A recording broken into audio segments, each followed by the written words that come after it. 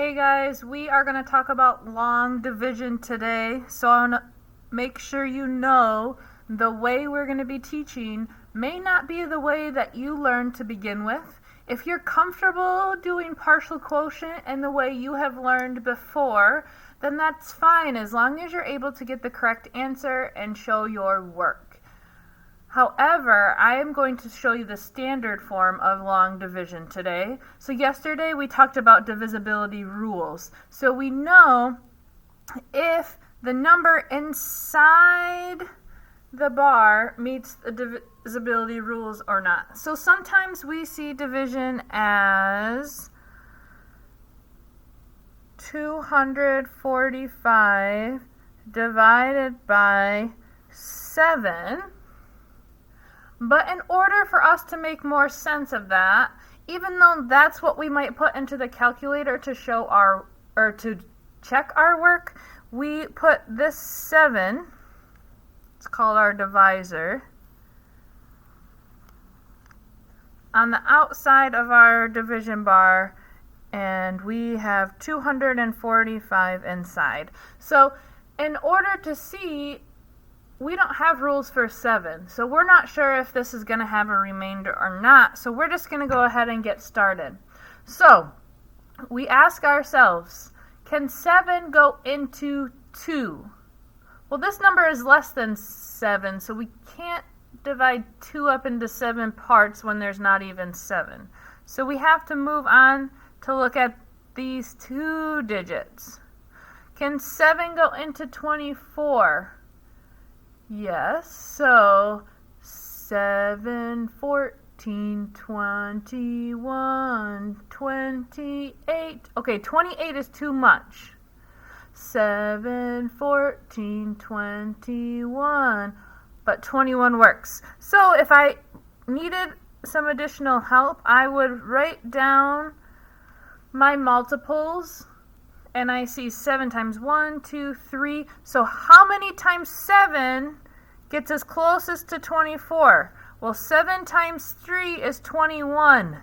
So I'm going to write what 7 times 3 is right here and subtract it from 24. Now I'm going to do the subtraction. 4 minus 1 is 3.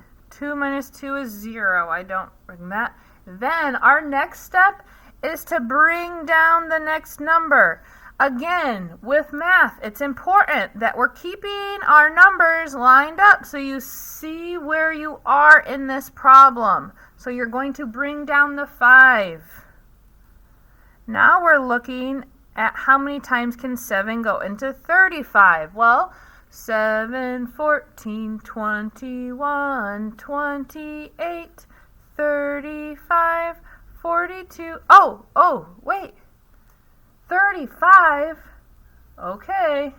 So, what times 7 equals 35? That's what we're going to put up here. 7 times 1, 2, 3, 4, 5. 7 times 5 equals 35. So I have to subtract 35 here. 35 minus 35 is 0. So I'm going to make 2 bars here, or I could write 0, and I have our final answer. Alright, now let's try a different one. What if 416 was divided by 4? Later on, you'll learn that it can be written as a fraction too, 416 divided by 4. But we are going to write it as 4 into 416. So again, we're looking at this first number. How many times can 4 go into 4?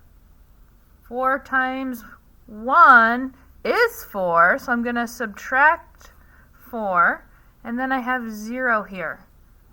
Does that mean I'm done? We can't forget these other digits, so we're going to bring down the 1. This is really important. Can 4 go into 1? Well, it could go 0 times because 4 times 0 is 0. We have 1 here, right? Now I have to bring down the 6.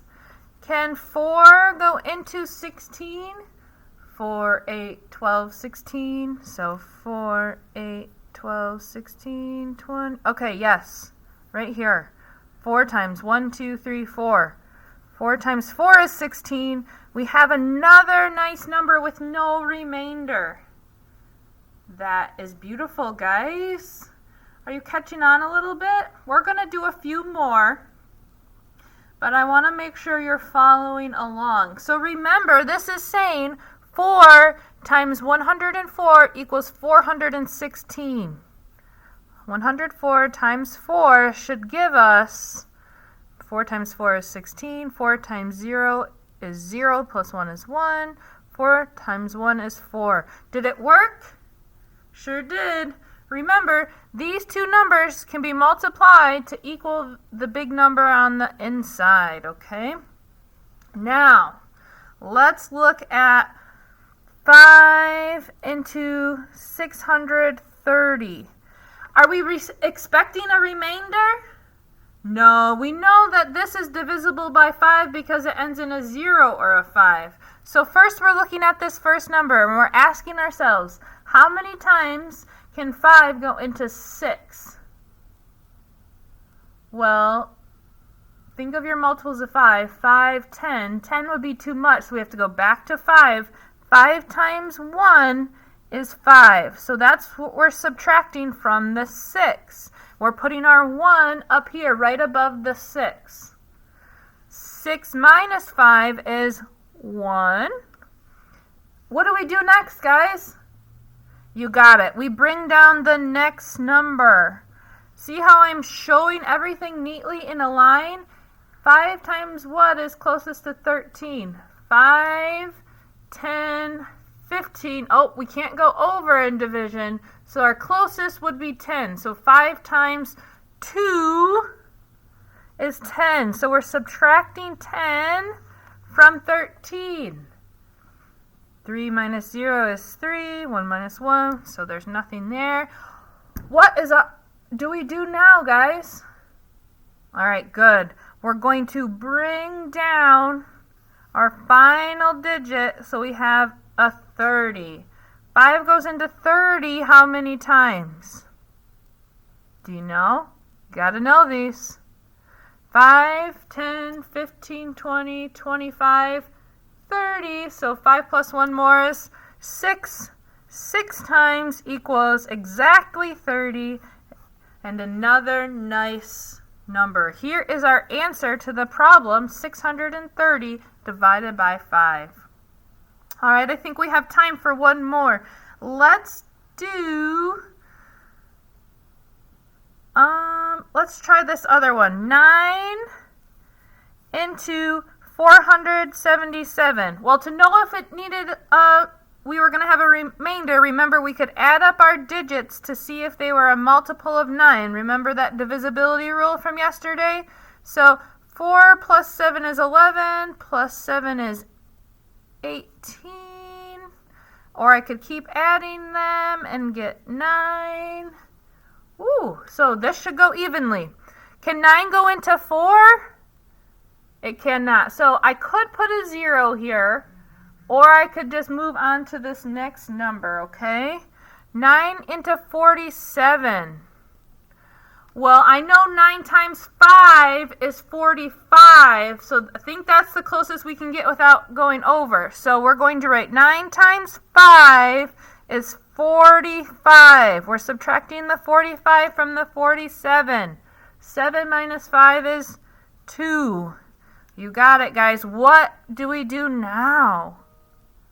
We're going to bring down that 7.